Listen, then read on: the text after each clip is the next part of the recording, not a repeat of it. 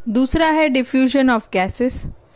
Diffusion of gases में आप देख सकते हो कि मैंने पहले भी बोला था कि अगर आप परफ्यूम लगाते हो तो ऑब्वियसली गैस जैसे ही रूम के बाहर आते हो तुरंत ही बोलेगा, कोई भी बोलेगा, एक तो डांटेगा कि अभी आपने परफ्यूम क्यों लगाया, आप छोटे हो, और दूसरा ये कि जो परफ्यूम है आपका वो स्मेल बहुत अच्छी दे रहा है या फिर घटिया दे रहा है। ये दो रिव्यूज़ हमें ऑलवेज मिलते हैं।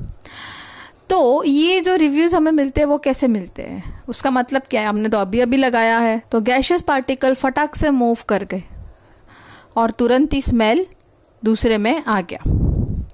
दूसरा ये चीज़ होता है कि जैसे खाना बनता है, बहुत अच्छा खाना मम्मी आज अपना फेवरेट बना रहे हैं, तो हम दौड़ के जाते हैं, हम लिविंग रूम में बैठे हैं, दौड़ के जाते हैं, मम्मा बहुत अच्छा स्मेल आ रहा है खाने का।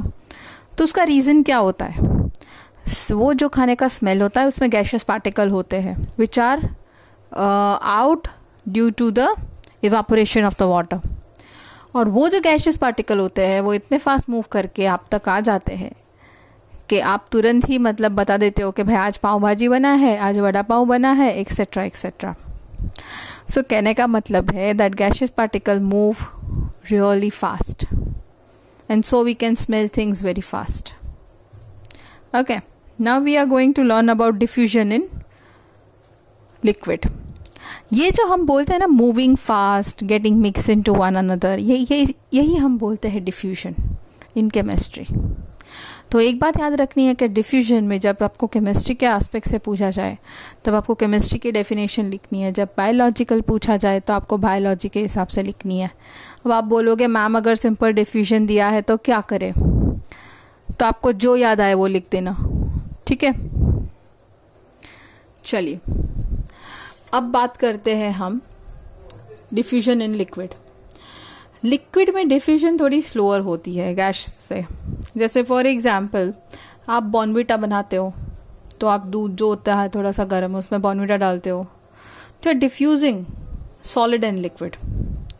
दूसरी एग्जांपल मैं आपको देती हूँ कि अगर बॉर्नविटा नहीं है और हम वो चॉकलेट सिरप डालते हैं तो थोड़ा टाइम लगता है ना, हमको थोड़ा सा स्टर करना पड़ता है, तो it takes time.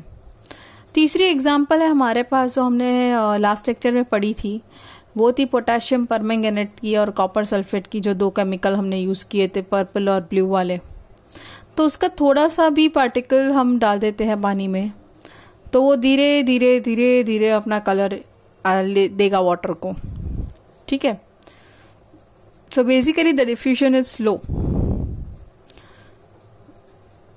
Now coming to the diffusion in solid particles. With diffusion of solid particle impossible नहीं है, लेकिन ये बहुत बहुत बहुत स्लो प्रोसेस है।